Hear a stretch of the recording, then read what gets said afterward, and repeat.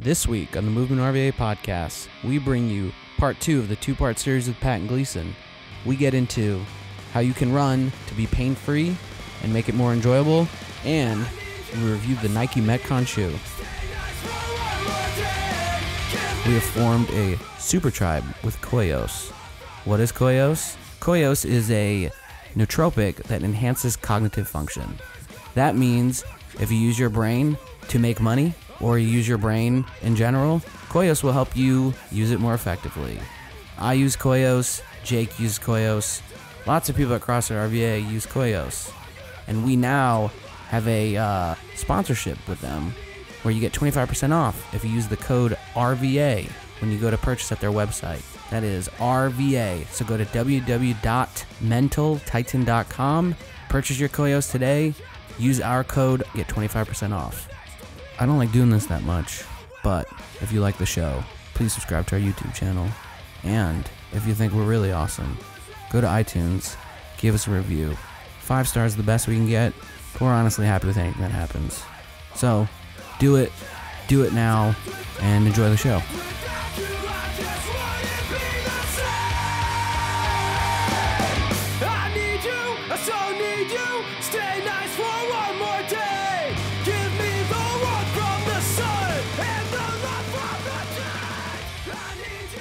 Welcome back.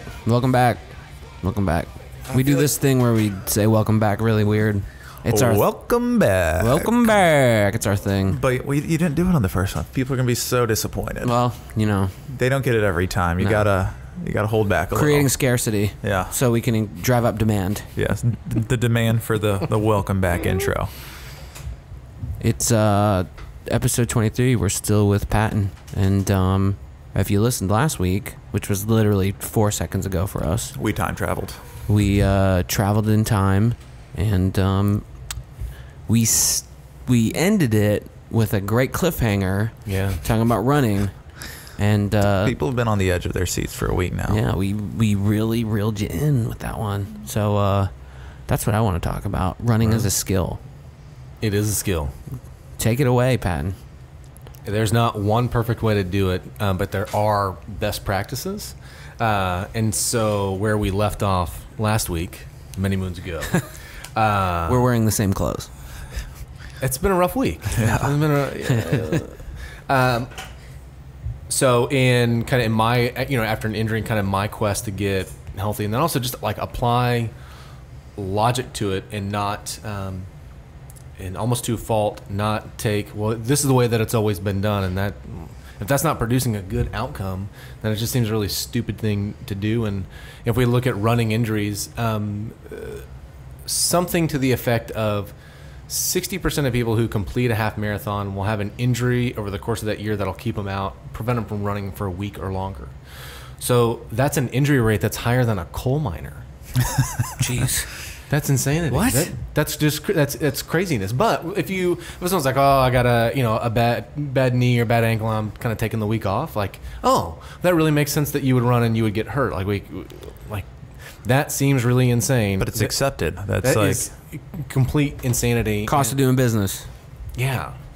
And so in my quest, and as I discovered, as I kind of connected with the technique piece, there was nothing at that time online there wasn't very much, certainly no running magazine, but in the back of this triathlon book, and so this would have been, again, like the late 90s, and Joe Friel wrote this really kind of seminal text called the Triathlete's Training Bible. Now they've got a couple versions of it, and they go through training plans and drills for swimmers and drills for cyclists. In the back, he's got kind of this data-based approach to running. So in terms of your feet should hit the ground how many times per minute, which part of your foot should land first, what should your posture and positioning look like. And at that time, so in my mid to late 20s, I'd already been running 20 years. It was the first time anybody ever said anything remotely about technique, because the usual premise was, well, you run how you run, and don't mess with it because you'll get hurt if you tweak it. Again, in any other context, if you swung a golf club like you were having a seizure, people are like, you suck at golf. Yeah. You should learn how to swing better. Do you think it's because it's just a natural human method of moving? No, I think it's because there's a lot of money to be made behind. Don't fix yourself. You can buy pairs, and we can protect you from yourself. Right. And so, if you've got maybe a little bit of libertarian in you, that sounds like a really crappy thing to do. And so I started working on and applying this in my own running. And as a complete sacrilege, I also, to get healthy, I started running on a soccer field without shoes on. Which I thought, there was just such a stigma behind it that my first 30 steps, surely I was going to break or strain something. There's torn Achilles everywhere, and like it was. What year was this? This is so 2002. So this is like before anyone was doing it. Well, no, because outside of the last 50 years, most of human history, there's still a billion people on the planet who don't run or do anything with shoes on. True that. All of those people. No, but in terms of as a big kind of very conscious movement in running, this was well before it. I was by no means a champion. I was somebody who no other solutions worked for me, and was just on a quest to find something that worked and something that I could do rather than I could buy. Right. And so that ended up being this really great path for me. My running improved.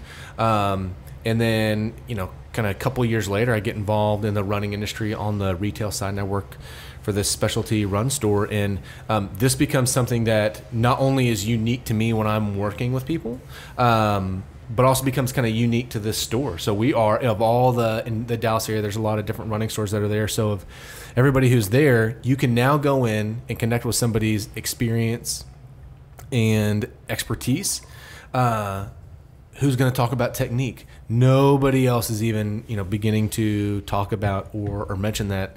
On the personal side, it felt really good to have someone who came in and was like, I've tried running forever. I always get shin splints, or I always get this, and are routinely told, you're pretty broken, so we need to give you this shoe. You need some mattresses to run on. That's exactly right. Or you have flat feet, so you need stability. You have high arches, so you need stability, and all this, just again, things that you position to people so that they think the only way they can get better is to buy a solution. Let's put these moon boots on you. Yeah. Right. What was running to you? I mean, was it a sport, a pastime, a method of exercise? Like, what is so I think in different phases of my life, it's been different things. Mm-hmm. So growing up and in kind of high school and then after college was something I did as an purely athletically to race and to train. As I got to be a little older and had kids and families and lots of obligations, it became that was my quiet and my personal time. And as I've gotten older, still it's been a number of years since I've raced, but I still and it's been a while since I've run on the road. I run almost exclusively on the very awesome, beautiful trail system that we have here in Richmond, and that's kind of my very, very protected space. I don't typically run or train with big groups, and it's been an outlet for me when I was pretty stressed or pretty fried. That was the thing that I could get. That was always the healthiest thing that I could go to. You can always be like, man, I just had the longest day, and I'm gonna watch TV and drink a couple beers and just check out. Not that I'm exclusive to doing that, or I never ever do that now, but as when I can sense being pretty fried, it's a great, still really good release for me. If I think about my very best days and some of my most challenging days, there was generally a run somewhere in there. So it became for me, was just this really, it served a lot of different purposes. The constant through there is it wasn't like I just worked on technique for a while. I still work on it every single time I go out. That's the constant. It's not how far, how fast I ran, or what I was training for. That constant was I've always worked consistently on the technique piece, or even the kind of breathing and mental approach to it. And so as I get older, and I may not have quite the time to train or do other things that would kind of raise a certain level of fitness, where I can have those gains is really dialed technique, really good technique. So what's everyone doing wrong? So the first thing people are doing wrong is not, well, there's a couple things. One is not paying attention to it. It's like, oh, I'm just going to go. It is what it is. I'm going to go out there and run. And if it's going to hurt, it's going to be uncomfortable. Again, to be so accepting of feeling obligated to do something that sucks seems crazy to me. So that's the first thing of it. And then probably the second thing is thinking that either they're not good enough or capable enough or strong enough, that they're in any way inferior or incapable to be able to run or be a good runner. And that doesn't mean that, well, as soon as I change my mindset that running is going to be easy and I'll run faster, and that's completely the case. You may not ever absolutely like it, but I do think you can be in greater control over what that experience looks like. So the very first thing, kind of very baseline, is the perspective piece. I think that there's also so we think kind of take perspective, and then the next one is there's kind of this stigmatization of, oh, well, there's all these different moving components, and just being able to master it will be really hard. Running is this really instinctual, natural thing that we do, that kids do phenomenally well. Again, 1 billion people on the planet don't have shoes. Running's a really big part of their, still is a really big part of their survival. Prior to 50 or 100 years ago, it was a much bigger component to us. And so I think, rather than thinking it's this esoteric thing that only the elites can do and elites can do well, what are best practices, and what are the simplest things that my body is best wired and designed to do, and how can I build on those and be aware of it and kind of be this constant work in progress? What would you recommend for, I would say just a beginner to running that they focus on? Jumping rope. If you can jump up and down, you can run with great technique. So if I jump up and down, and if a listener wanted to do this now, get up out of your seat and jump up and down, just really easy. Do it 5 or 6 times, and the things that you'll notice is instantly your posture is really good. So in terms of that good column, I'm nice and I'm well balanced. And when I jump up and down, I've got kind of this natural elasticity. My feet land right underneath my hips, and typically it's my kind of that ball to midfoot comes down, my heels kiss the ground, and then it comes right back up. And nobody's ever gotten shin splints or blown an Achilles from jumping up and down. Your body, again, is totally wired to do that. How most people run is their heels tend to come down first with very straight, straight legs. And so if you would never jump up and down and land on your heels first with a straight leg, because it just hurts like crazy. It's terribly uncomfortable. Right. So if we can start with things that are really simple, jump up and down, and then once you're doing that with both feet, then alternate feet. And if you can alternate feet, jumping up and down, again, which is super easy, you are seconds away from running. And those are really good motor and muscular patterns for people to have that have very low consequence. So by alternating my feet, I'm not going to blow an ACL, an MCL, I'm not going to have I'm not going to blow up my back doing that. In fact, quite the opposite is true. So if I can learn these really basic things that my body, again, you don't have to teach those. You can verbally say, I want you to jump up and down in place. Now alternate feet, and instantly people do it perfectly. The idea is, now can I take those very basic principles and can I apply those to my run? And can I do drills and exercises that help me to do those better and be more aware of them? Jake, you look thoughtful and pensive. I'm just thinking, getting back to why run. I feel like if I went out running and it hurt, I'd probably just never run again. It's interesting that people would put themselves through this sort of constantly without a clear solution in sight, which I know is incredibly common. Yeah, there again, it's kind of the mental piece around it, and I think running is one of those things that people do out of obligation, not out of really wanting to. Just like, oh, well, I gotta go do cardio this week, and so then if I'm not doing it with purpose because I really want to, then I'm far less likely to do it anyway. And I would make the case it's not that I think people can be in greater control over what that experience looks like. You got to be accountable to it. You have to be aware of what goes into that.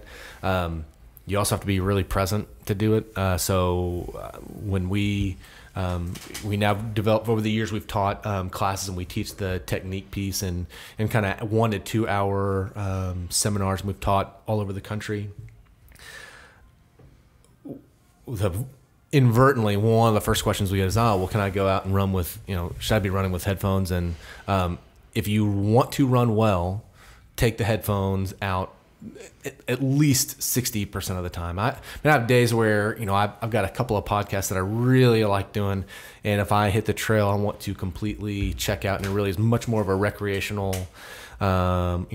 thing for me. And I don't mind kind of losing myself in whatever that story is. But on the days and when I'm really trying to make sure that my technique piece is, and I go into a workout or a run with a purpose, I never wear headphones. Why? Because why do I need to distract myself? Okay, so you're saying doing that so you can concentrate That's on your exactly right. technique. Yeah. So, like people are like, oh, and I don't want any more crutches. Well, I can't run without music. Really? You can't? What if there was, like a murder in your house? I bet you'd get up off your ass and start running without. I mean, you'd be like, oh, let me get my iPod first. Well, that's when the theme music starts playing. That's exactly. And then even just as part of as a mental approach, getting rid of any crutches. I'm like, oh, well, I can only run if. Stop saying that. I can only run if I have the right pair of shoes, or if I have the right supports, or if I have the headphones on. Right. I mean, I'm sure the excuse is that you're going to get bored while you run, but maybe if you're bored, you're not running for the right reasons or not paying attention to what you're doing as you run. Would you? You wouldn't meditate with headphones on, listening to music. You could sit there and be still and quiet and like have some good quiet time, but to really get the benefits of being able to singularly focus and also being kind of aware of different feelings in different parts of your body, the more distractions you have, the harder it becomes to tune into that. And I think what we want to do, and really where a lot of the power in this is into tuning in how your body feels and responses and senses certain things. So with Natural Running Store, you integrated running as a skill into the whole package. Like, what did you do there? Like, how did you go from I have an e-commerce store to I'm going to also teach people how to run as part of this? Well, the teaching piece was that kind of came by default. So when I was working on the brick and mortar store, again, there wasn't like a really good at the time, wasn't a really good kind of method of teaching. So this was, hey, here's the best of what I've read and studied and what's worked for me and what we've now seen work with a number of kind of people. And we had training programs and stuff we did, but as in terms of like a standalone class, at the time it was something pretty new. Not a lot of people were really doing it. That solved a far greater problem than me teaching somebody how to do like a couch to 5K or a half marathon or marathon program. This was a really acute way to solve a problem and to really empower people. And because nobody else had that skill set, I was good enough to be dangerous. I wouldn't make a case that I'm the best teacher in the world, but because there just wasn't a lot of that knowledge and people who'd really focused on that, it made for a really kind of an interesting thing to teach. And I really really liked it. So we started the e-commerce business, and then the teaching component, that was a kind of a separate business inside of there. We made the technique piece really heavy on the site. So when we would do blog posts or newsletters, we'd write about technique. The video component for us became a really big one. And so we would shoot quick videos, or we would, we'd get questions from customers on any of our social channels, rather than writing something that, could take a while to explain, we would shoot a 60-second video. I do remember seeing some of those videos. Like someone would ask like, hey, what kind of shoe should I get? These are my issues. These are what I need, out of this shoe. Yeah.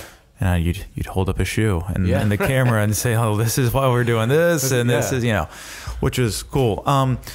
I guess maybe to some people, maybe other different running stores, it might almost seem counterintuitive to be focusing so much on teaching people to run better, because they're not going to need all the gadgets out of their shoes. They're not going to. So it's cool. I mean, on the last podcast we talked about, I guess, being authentic and like having a purpose, and it's I think that's a good example of saying, well, if we're gonna, I guess, if the purpose is having people enjoy running and be injury free, it's teaching is going to be part of that, not just selling more expensive shoes as they get more gadget pieces on them. Moon boots, just the moon boots, boots and mattresses, pool noodles strapped to your feet. That's right. Yeah, it felt really good to have the teaching component be a really big part of it, rather than we'll watch you walk, we'll do kind of an analysis, and we'll put a bunch of stuff on your feet to try to fix you. That sends a message that you're incapable of fixing yourself, and that you have to be dependent on something else.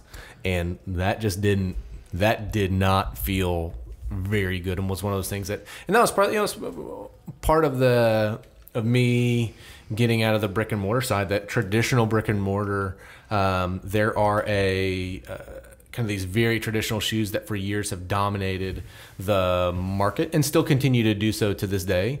And I kept having less and less faith in the efficacy of the product.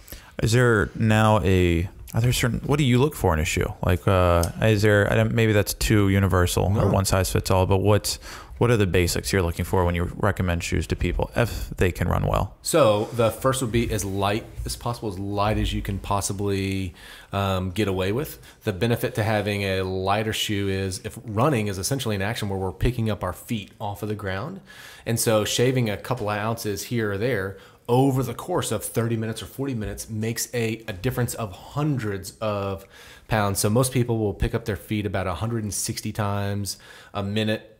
And so if you are lifting an extra couple of ounces every time you do that, it takes no time at all for that to have a cumulative tax on you. So the first thing would be weight. The next one would be is making sure that the difference between the thickness of the forefoot and the heel are as close to level as possible. So do you think people can hop right into a zero drop shoe, or?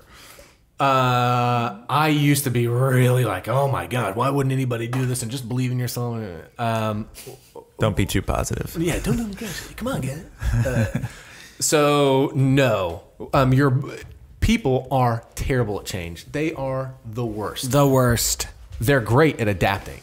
So we think about, hey, this is how I'm going to adapt, and my end outcome is I'd like to be where my running and my level of comfort in running is far more dependent on my technique. I'm engaging my internal stability and cushioning mechanisms, and I'm not so dependent on a shoe. But if you've been running for 10 or 20 or 15 years, it can take a while to kind of wean yourself off of that if you're going to continue training or running at the level you are. So if you're like, hey, I'm starting at square zero and I'm only going to run as much as my body will accommodate or allow me to do now in a lighter weight shoe or a zero drop shoe, well, that's having your body dictate how much you can run, rather than saying, well, I'm training for whatever that it is, and I'm not going to break my training cycle for anything, and I'm going to try to slowly introduce or integrate. I know people who, I don't know, is it Vibrams? They got out the 5 fingers and then tried to like run 5 miles their first time,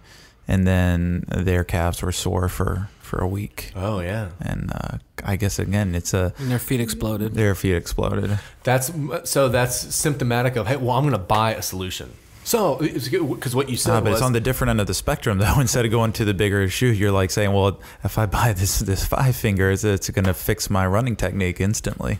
What you should do to fix your running technique? Fix your running technique. I know, crazy idea. Stop buying shit. fix your running technique. If that's what your end outcome is, because again, it's well, I can only run with good technique if I have X. That practical application, and like you can't get around the work part of it. Yeah. There is no escaping the work part of it. Like the big secret is you got to work on it, and it takes a while to develop, and you got to practice it, and it comes slower, and it's very easy to lose whatever traction that you've gained. I remember. No, you got something, man. Well, I was just going to say a lot of our listeners, our thousands of listeners, they are probably pretty familiar with CrossFit Endurance. Yeah. Brian McKenzie. Yeah. So how does I know that he emphasizes running as a skill. Mm-hmm. I just wanted to get your take on that situation. So Brian's been one of those great voices for a really, really long time, and he's been really not only consistent in his message, but consistent in kind of his evolution of best practices. And I think if we look at some of the most tenured running coaches over the last 30 or 40 years, you see that their training programs and philosophies have altered very little. They found some recipe for success, and regardless if it stayed successful, they kept at it in terms of kind of their programming. The running as a skill is just a really important thing for people to be able to hear. And what Brian does really well is he takes kind of elements of pose that are pretty that are really basic, that are really easy to apply, and has done some incredible mobility work with Kelly Starrett. And so it's got kind of this really great approach to the technique side. I think where people get a little bit tripped up on him is the saying that you can run less and still have really, really good results. And right. I think what we what Brian, again, having never, only had a mild interactions, never having met him, what he's always made the case was, if the way that things traditionally been done was so great, then there wouldn't even be a need for him, or there wouldn't be people who got hurt or injured, and that there may be different ways to train. He was also really careful to say that for athletes who went on a purely on a CrossFit Endurance and try to do a marathon, they were likely going to finish a marathon. They may not be hyper competitive. Right. I mean, I remember there were some criticisms of him at some point because he was not finishing his longer races. I don't remember when it was, but I just remember seeing that get brought up. Yeah, he tried to do an ultra, or maybe two, and didn't finish them.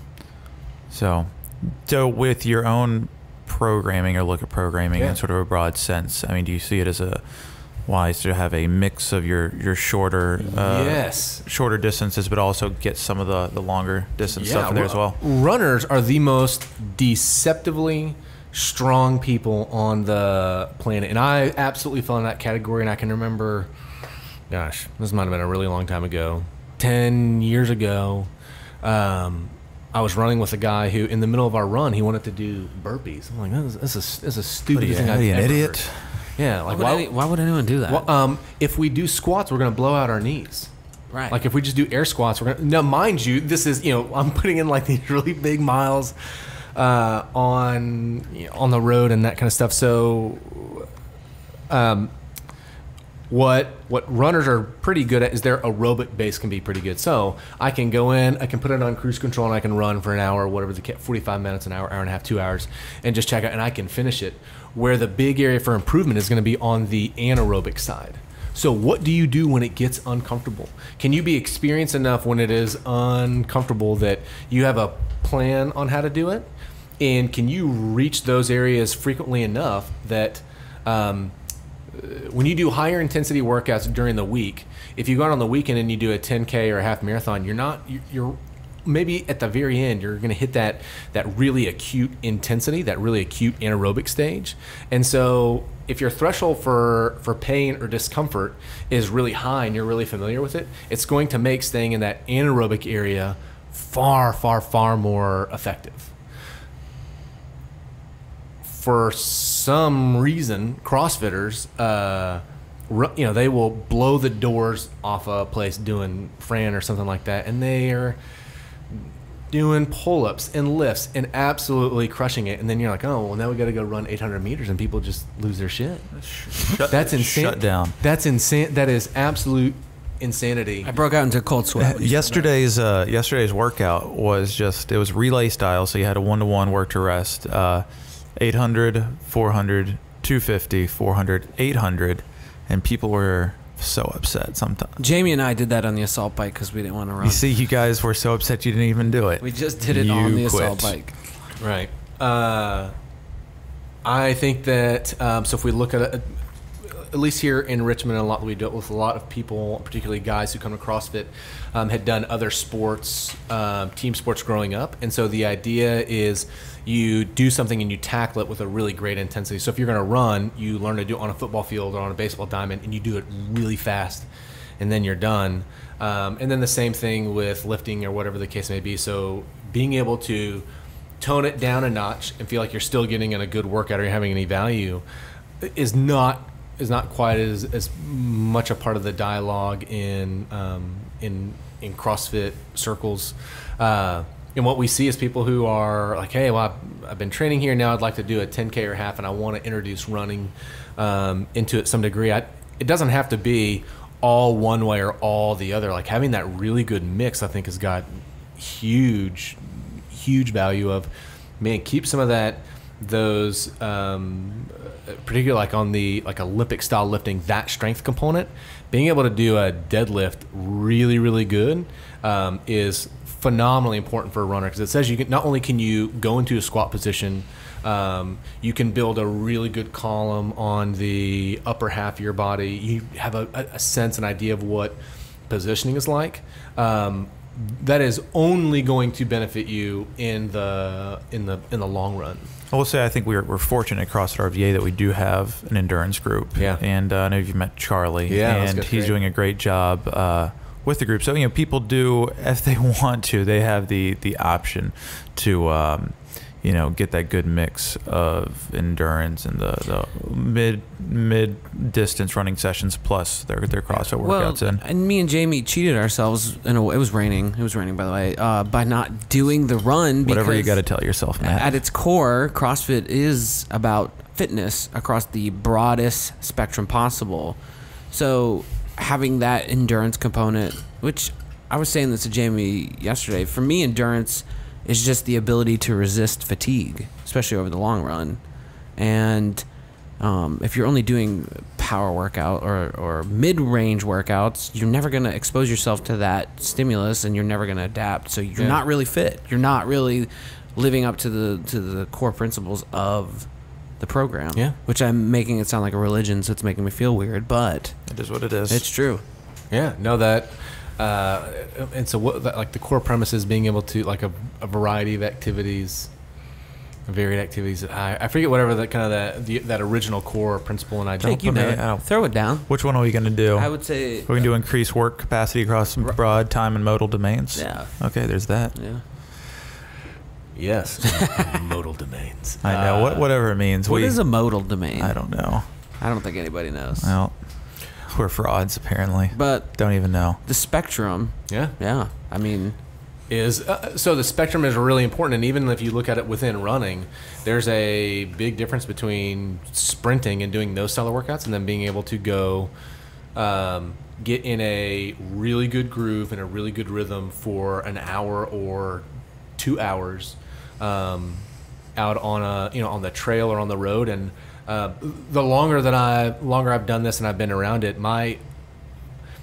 one of the most valuable things on doing a long run is not so much the physical component, because you've likely done harder and more intense work if you've done some shorter workouts, but it's learning to be able to stay focused and stay present for 2 hours. The mental aspect of it. When was the last time you're like, all right, I'm going to really be dialed and aware and focused for 2 hours? Never. Yeah. That's a huge skill set, because at the with now the popularity of half marathons and marathoning and things like that, it's rarely is somebody physically completely wheels off, but you've lost a grip on perspective. And if you are aware earlier in the process or earlier in the run, you can catch those things of, all right, well, let me check in at mile 5 how my breathing is, how my posture is my cadence staying really good, rather than I'm at mile 20 and the wheels have completely falling off, and I can't do anything about it. I remember that's one of the things, your takeaways from the seminars was just to do those checks Check in periodically. Absolutely. I can't remember you. I set my watch. When I run, my watch beeps every 5 minutes. Yeah. And that's my audible cue to check in, and I just do a head to toe check in. Is my head back above my shoulders rather than in that kind of texting brontosaurus position? Is my column really good? Are my hands in the right spot? And do I have good flexion in my knees and ankles running softly, and then like a really good cadence? And if I can check in every 5 minutes, because the first 2 or 3 times I check in, I'm going to be money. But I've gotten to that point where I don't let it get bad. It doesn't get to the point where the wheels fall off and there was nothing I could do about it. So when we teach students and different athletes, that's one of the very first things we have them do is just set that watch. And once you do it enough, even when you don't have that audible beep, you'll start to do it automatically. Yeah. You know when I lost my mind about running? When I found out that the Kenyans, Ethiopians, or whatever, I'm probably being racist by saying that, were running their miles in the marathons, 5-minute miles. Faster than that. How is that? That is power and endurance all in one. Mm-hmm. That seems inhuman to me. That's more inhuman to me than like a 600-pound deadlift. Yes, absolutely. Yeah. So, well, it is conditioning your body and mind to be able to sustain that level of intensity for an extended period of time.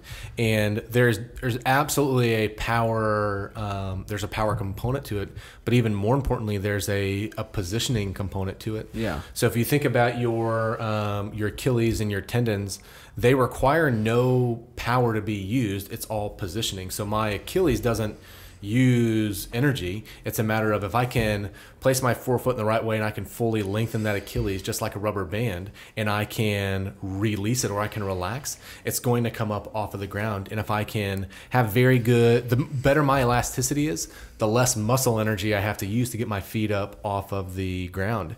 If I can keep my head in a balanced position over my spine, it takes less work than if I let my head drift. I have to use more of my back muscle, that muscular energy, what's going to take energy from other places. And if I get really, really tense in my hands and I'm just really, really tense and wired, that it takes energy to be tense. And when we run or we do anything at a high level, high intensity, we brace for what that feels like. And so that conscious act of staying relaxed, not comfortable, but staying as relaxed as I can under the given circumstances. That's an art and a discipline that, like anything else, just takes a lot of time. Yeah. Have you? I was thinking about this earlier when we were talking about shoes. Have you seen Nike's new CrossFit shoe? I don't know why you would have. Jake's wearing it. Yeah, is that the one you got on? Yes. Can you look at this shoe and tell me what you think about it for running? Yeah, absolutely. Are you about to take it off? Yeah, I'm going to take it off. Oh, I God. feel like this is, hey, they're pretty new. The smug vinegar? It all could be worse. Yeah. These are like the holy grail right now. These are like Jordans. People are... But they're paying hundreds of dollars for this. so I want hot on it. a shoe expert. I'm going to call you a shoe expert, and I think you can own up to that title. Sure. To say what you think about the hottest CrossFit shoe on the market. This is awesome. Yeah. So what I would look for in a running, and then I can also throw in like what I'd look in a CrossFit shoe. I'd want something that also wasn't as soft. So the way you measure that is the durometer of the foam. The more dense that the foam is, it's not going to collapse as much. So that way, when I'm lifting, I get a better response from the ground rather than I can only make contact with the ground when the foam is completely compressed. So I will make sure that the height of the heel and the forefoot is pretty close to level. And you know what? I may actually have We're pulling out technology right now. a chasm. What do we got here? So this is a pair of shoes from a client of ours. What are these? So this is Mizuno's? the Mizuno Wave Paradox. This is an older version of these guys. And so if we look at the difference of the thickness in the heel and the forefoot, we can see that there's a kind of a considerable ramp angle. The reason that that's done on this shoe is because most people land on their heels, and that's the chicken and the egg thing. Do we cushion the shoe because people land on their heels, or because this is so cushioned under the heel? I feel no consequences for landing on it. Right. So if we look at kind of that Nike one on this particular model, it looks like it's a lot closer to level. I'll also have a look at so that's the first thing, and then kind of weight wise, you can get a sense for this being a pretty light shoe, and far lighter what it feels like than the Nanos of a couple years ago when those guys were. Those were pretty clunky, yeah. I will then look for the width of the toe box. So in an optimal scenario, you can play the piano with your toes the entire time, and in your big toe, you've got kind of ultimate mobility. You've got ultimate mobility there. If we think about our toes, they act like the legs on a table. So the greater placement, and when those can splay out, it's naturally more stable. So if I can make my feet more stable by positioning and mobility, I don't have to have as many stability mechanisms in my shoe. I can do it internally. And if you ever watch, your son's not quite old enough to start walking, but when he does, watch his big toe. His big toe is his stabilizing mechanism, and he'll get mobility there before he will in any of his other toes, and it's awesome. I think it's interesting already just seeing the newborns have that reflex. You touch the underside of their foot and they'll actually sort of bend their toes around almost like a hand. Yeah. And you think about all the mobility we've lost. I can't move my foot like my hand. I can't reach around an object with my toes. Yeah, and that mobility piece, I don't know that it is. I haven't heard any data to suggest that having that level of mobility improves running performance, but I think there's a lot to how very sensitive your feet are, and the more that we put between us and the ground, it's kind of like drinking a couple beers. You do things that you wouldn't normally do, but it's not until like later that you're like, oh, what the hell? Why am I so sore after this run? Or why does X, Y, and Z hurt when if you're to run with either much less of a shoe or no shoe at all, your body just moves and responds uninhibited and very differently. So a nice wide toe box here. The other thing I'd look for is flexibility. Those original Nanos had no flexibility here, so we've got great flexibility. So Patton's twisting the MetCon like it's a pretzel right now. You're wringing it out right now. I'm wringing it out. So in terms of flexibility, so what I know that I'll do is that if I'm going into any kind of jumping position, I can have that kind of full range of motion in my feet. I'm not going to be inhibited. And it does look like they built some sort of, I don't know if this even does anything, but like the little cuts here and stuff, is that to increase that forefoot flexibility? Exactly, the flexibility of it. That's exactly right. So they cut grooves in the rubber, because otherwise it would take a lot of energy on your part to stretch the rubber to that degree where you'd have some mobility. So weight-wise and running-wise, this seems like a dialed, for a CrossFit shoe, a really good one, and then also one that you may not wouldn't destroy as easily, like if you just had some super lightweight pair of shoes that wasn't protected on the side. And what we seen, the things that were killers for running shoes when people do CrossFit, and it's on the inside when they do rope climbs. Yeah, I think that's what that's built for right there. Yeah. So you support the new Nike MetCon. So just on a first glance, man, that looks to be a great shoe. I was hoping you just tear it up. Approved. God. If we look at that Mizuno shoe, that same level of flexibility, and this is a running specific shoe. I do not have that level of flexibility to any degree. You can't get anything out of it. You can't get it. So what this is going to do is, rather than you being kind of dictating how you're going to move and being in greater control of that, this is going to tell you how you move. It's comparatively like a wooden clog right there. It's not going anywhere. Now, in fairness, there's also people who have run half marathons and marathons. So to say that this is completely detrimental and doesn't work, or it will lead to injury or disaster, I couldn't make that case. I might make the case: do you need it?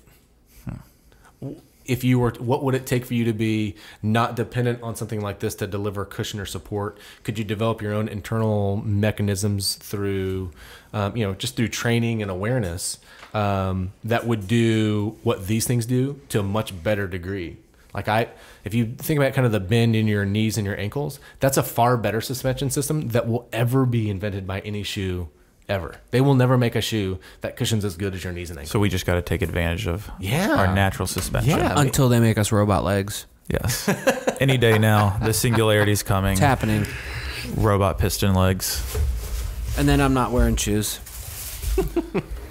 You wouldn't need them anymore. No, I'd have robot legs. Well, That's a good note. yeah. I'm glad to hear that the MetCons are approved by an expert.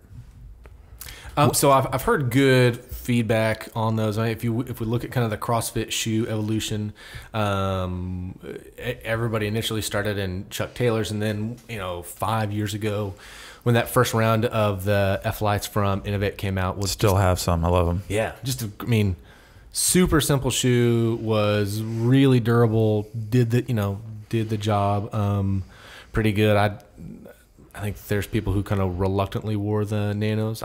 It was pretty rare that I heard someone was like, "This is the best." It made everything better. It was more comfortable. I think it was, because it was in that CrossFit culture, people ended up really liking it. Having not tried those at all, I could say kind of just on some baseline metrics, looked to be pretty good. And then the feedback I've heard on is great. People seem to really dig them. Yeah. It's cool. Sweet. All right, we ready to wrap it up? Yeah, Patton, where can people find you? So you can find me at our company now is Thrivident. And this is from our years of retail experience. A couple years ago, we started this. And one of the biggest problems in retail is surplus inventory ties up capital. And so things like running or cycling, a lot of sporting goods, the product is cyclical in nature. So every year you have a new version of the same model that comes out. And it's hard because if you're a community, you have a couple random sizes. Your cash is tied up in those things. And so as a brand, you can either do tent and clearance sales to get rid of those. There's other liquidation services that do kind of pennies on the dollar. And what that does is that conditions your customers when they come in, that rather than you being the expert, you're gonna have this great experience, and that's where the real value proposition is. The value proposition, I'm gonna come in and get something that's 30 or 40% off just because these guys got to move it. And brick and mortar's hard, and it's an absolute battle right now. And a lot of the, some great retailers provide some awesome services to their communities. What our solution is we take that old surplus stuff, so all they have to focus on is their most profitable products and their best customers, and those things that make them really, really unique. And so we store, sell, and ship surplus inventory for brick and mortar retailers. And So they just send you all their stuff. that's exactly right. Yeah. So we secure all of it, and we process all of it. So a lot of times things have been tried on, there may be paper missing, whatever the case is, we get it into brand new, perfect condition. And then we operate a number of domains in which we actually sell items on. We operate on a number of marketplaces, and use a pricing model that allows us to take a single UPC, and we can publish it to any number of areas, with the idea being we're not trying to take like 10,000 SKUs of one single UPC. I need that one guy who's like 2 years ago, man, the F-Light 195 and the 11.5 gram white from 3 years ago, if I could find that, I'd absolutely pick it up. Those are the kind of things that we end up doing really, really, really good with. And we provide a level of, for our retail partners, it's hard. And so you can, if you want to hire a whole tech team, a fulfillment team, and operate on that level and create a different business model, those are things that you could do. Or you could focus on, man, what really, where do you really provide value? What are the most profitable things that you do, and how can you separate yourself kind of in a really competitive area? So Thrivident is the name of that company, and Thrivident.com. And then I am occasionally on Twitter, and that's at Patton Gleason. Cool. Do you still coach or? I do, teach? Yeah. So we teach a couple times a year now. At different CrossFit and military facilities. Yeah, so if people want that, where can they find that? They can find that at optimalrun.com. Cool. We are at the MovementRVA podcast on Instagram and CrossFit.RVA. Jake, do you want people to find you on Instagram? No, I'd rather remain an enigma. I don't want people to find me either. Yeah. You don't know who I am. No. That's it. Jake, sign it off. All right, guys, until next week, it's just exercise.